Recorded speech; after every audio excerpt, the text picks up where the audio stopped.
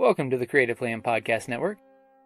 Join us as we share our favorite RPGs, one-shot games, tabletop games, reviews of items, and convention panels, and other exciting things that we run into from time to time. Sit back and enjoy the show.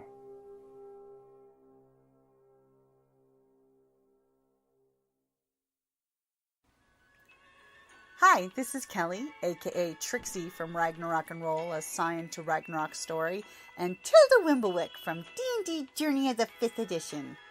First off, I would just like to say thank you to everyone for listening to our varied adventures, as well as for rating us on iTunes and RPGpodcast.com.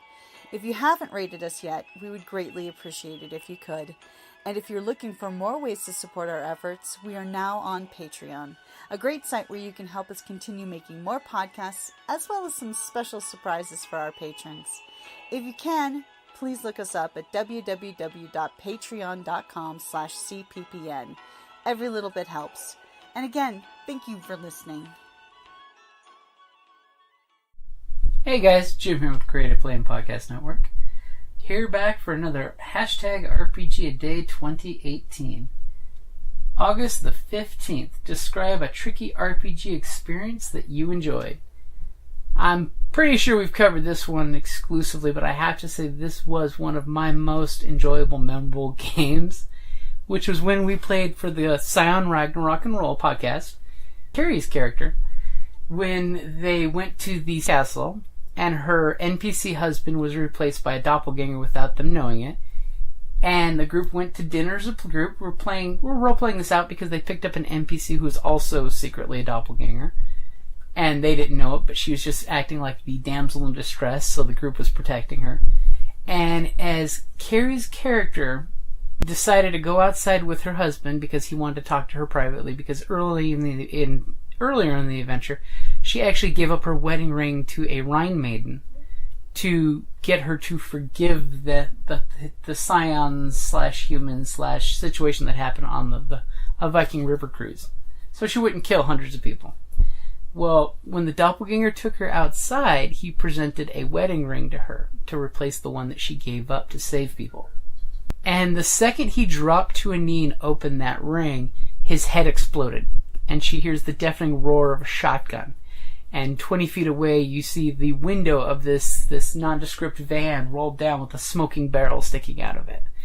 And immediately, Carrie absolutely lost her shit. She just screamed, "No, no, no, you promised you wouldn't kill," because earlier in the game she made me promise I wouldn't kill any of the NPCs that were important to her. Because she was actually, writing little mini backstories and things. And I didn't kill him. Her husband was safely tied up and beaten by the doppelganger back in Cecil. So, I fulfilled my promise, but the mere fact that there was over 6 minutes of her screaming in shock and awe over the death of her NPC husband, and I had to mute it and cut it down in the podcast episode to make sure I save people's hearing. But just the pure, absolute reactions across the table, and instantly, once the screaming stopped, the group instantly reacted and wiped out the dwarves in the van, who, by the way, were actually good guys. But it was just this beautiful moment of emotional turmoil that just resonated with me as one of the most amazing, tricky situations, because, of course, poor Carrie was so distraught. And the group, I had to translate to them that maybe they shouldn't have killed the dwarves. So I used the security camera videos inside they found out that this van was a surveillance van. And yes, they intercepted a message from one group of the dwarves talking to another group offsite of meeting at a rally point. Well, I made sure that there was the security footage in the surveillance van that the players could click and see the doppelganger come out of the mirror, commit the crime. So that was how I gave the backstory of how am I going to convince the characters to understand what just happened. So I basically used the fiat of inside the van as a camera connected to the castle that they were in at Sleeping Beauty's castle. At a camera connected to Snow White's castle, and that way it fills in the backstory for the players. Granted, a lot of times on that podcast I like to do little voice acting bits, which That's something we definitely need to start doing in other games. But, that was one of the tricky ones that I needed to get the group to stop, realize the scene, and then they moved on, and they were slightly less violent with the other dwarves because they realized that they had a doppelganger with them. There was a moment where the group kind of figured it out, I think. But, it was just one of those fun moments with your players where you have all these little secrets and you want them to find out. You desperately want them to realize the reveal. But you have to make sure to present it in a way that it's not metagaming. But it's totally in character for their characters. And that's one thing I love with the storyteller system, in that regards.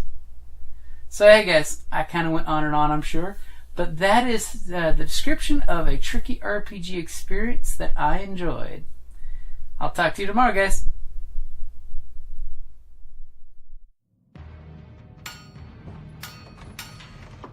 Down in the depths of the mountain, we dwarves spend our time forging powerful weapons, mining precious gems and metals, and feasting like kings.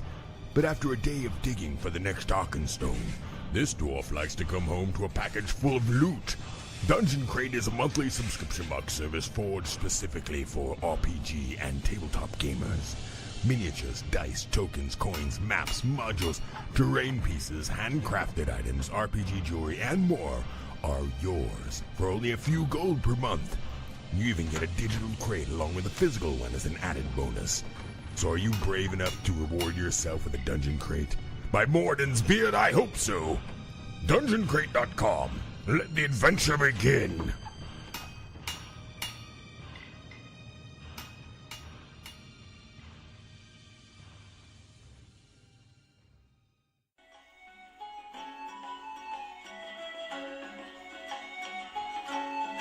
Thank you for listening to the Creative Play and Podcast Network. And feel free to enjoy our other shows, such as D&D Journey of the 5th Edition and Scion Ragnarok and Roll, a Scion hero to Ragnarok story. Thank you for listening.